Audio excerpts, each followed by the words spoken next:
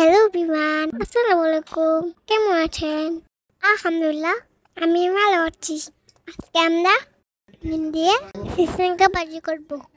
তেল, পেঁয়াজ, কাঁচামরিচ, রসুন বাটা, হলুদ, মরিচ, লবণ।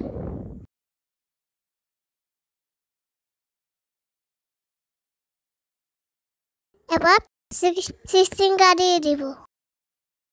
ভালো করে নেড়ে নিব।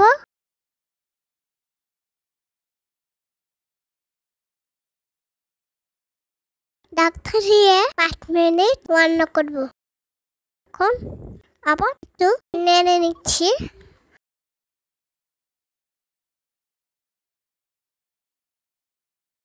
এর পর্যায়ে ডিম দিয়ে ভালো করে নেড়ে নিব। পরে একটু ডিম দিয়ে সিসিঙ্গা ভাজি তৈরি হয়ে গেছে। তরকারি ভাত দিয়ে খেতে অনেক মজা লাগে। আল্লাহ হাফেজ, বাই বাই, ভালো থাকো।